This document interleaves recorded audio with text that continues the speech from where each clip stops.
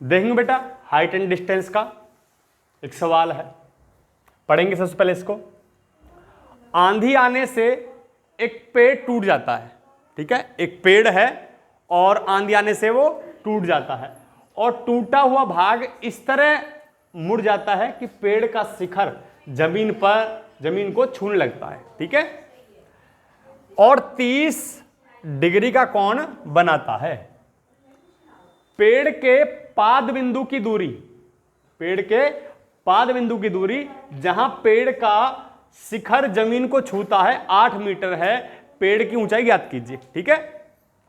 अब बेटा मान लीजिए कि एक पेड़ है पूरा, ठीक है, और ये यहां से टूट जाता है, यहां से, ठीक है, ठीक है, और भी बड़ा होगा, यहां से टूट जाता है और टूटकर जमीन पे गिर जाता है, ठीक है, और जमीन को छू जाता है और 30 डिग्री का कोण बनाता है, ठीक है। त्रिभुज एबीसी मान लेते हैं हम, ठीक है बेटा। यहां से टूट गया, ऊपर को था और नीचे वो गिर गया वो, और इसका जो सिरा है, ठीक है, बिंदु सी है इसका, ठीक है भाई। अब देखेंगे ध्यान से, 30 डिग्री कोण बनाता है। अब ये क्या कह रहा है कि पेड़ के पाद बिंदु की दूरी, ये पेड़ का पाद बिंदु है और जहां पर शिखर है इसका वहां से 8 मीटर है बेटा, 8 मीटर है। तो पेड़ की ऊंचाई ज्ञात कीजिए। तो सबसे पहली बात ध्यान रखना, पेड़ हमारा ये भी है और पेड़ हमारा ये भी है। पेड़ की ऊंचाई लंब प्लस कर्ण है, ठीक है, ये बात आपको याद रखनी है, ठीक है बेटा। और इसको आप क्या मान लेंगे, एच मान लीजिए, ठीक है ना, और इसको एक्स मान लीजिए, ठीक है, दोनों मान लिए। यहां लिख देंगे माना ए बी बराबर एच और ए सी बराबर एक्स। दो बातें हो गई, ठीक है बेटा। अब ध्यान से सुनेंगे एक बात। अब एक तरफ तो जो हमारी ज्ञात संख्या है आधार 8 है, ठीक है, और दो अज्ञात है हमारी एच और एक्स। सवाल दो तरह से होगा, इसमें दो पहलू होंगे सवाल के। पहला तो एच का संबंध हमको 8 से करना है, मतलब ये लंब है और ये आधार है। लंब और आधार किस में होंगे, 10 में होंगे, ठीक है, लंब और आधार। दूसरा ये बताइए कि लंब और कर्ण किस में होंगे, वो साइन में होंगे। तो एक तरफ हमको क्या लगाना है, 10 लगाना है, एक तरफ क्या लगाना है, साइन लगाना है, ठीक है। पहले एच निकालेंगे, ठीक है, और त्रिभुज ए बी सी में बोलो बेटा tan 30 लगाएंगे, tan 30, इससे हमारे h की वैल्यू निकल जाएगी। कितनी आएगी बेटा, h/8, h/8। अब बताइए कि tan 30 की वैल्यू कितनी होती है,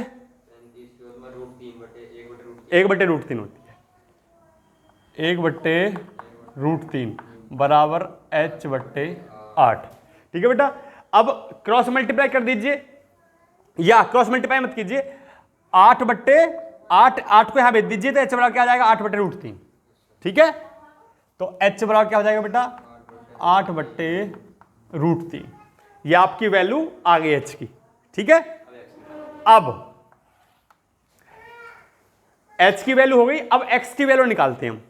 तो x की वैल्यू के लिए लंब और कर्ण, या आप आधार कर्ण कर सकते हैं, आधार कर्ण भी आप कर सकते हैं, cos 30 भी आप लगा सकते हैं, जैसे आपको करना है ऐसे कर लीजिए। चलिए cos 30 लगाते हैं बेटा। त्रिभुज एबीसी में पुनः त्रिभुज एबीसी में क्या लगाएंगे बेटा, आधार बट्टे कर्ण, cos 30 बराबर बोलो 8/x आधार बट्टे कर्ण, ठीक है। अब बताइए cos 30 की वैल्यू कितनी होती है, √3/2,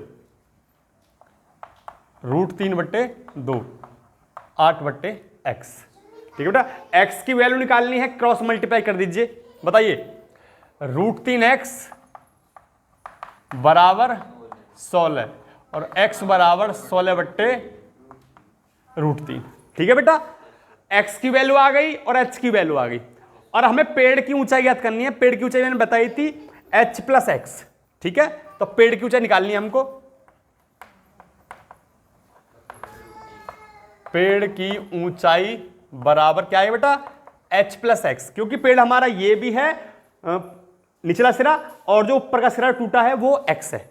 ठीक है, तो कितना आ जाएगा, h कितना बेटा 8/√3, 8/√3 प्लस 16/√3, 16/√3 और बेटा √3 एलसीएम आ गया और 8 + 16 जुड़ गया, 16 8 कितने हो जाएंगे 24। ठीक है बेटा, 24/√3 और √3 की ऊपर नीचे गुना कर दीजिए। ठीक है बेटा, और √3 कितने हो जाएंगे बेटा, 3 हो जाएंगे। ठीक है बेटा, ये 3 हो जाएंगे, √3 3 8 24। ठीक है, तो h के आपका जो पेड़ की ऊंचाई आ जाएगी बेटा वो आ जाएगी 8√3 सॉरी 8√3 मीटर, ये आपके पेड़ की ऊंचाई आ जाएगी। नीचे लिख देंगे अतः पेड़ की ऊंचाई बराबर 8√3 मीटर। ठीक है बेटा, ये सवाल हो गया, सब बच्चे नोट कर लेंगे इसको। ओके।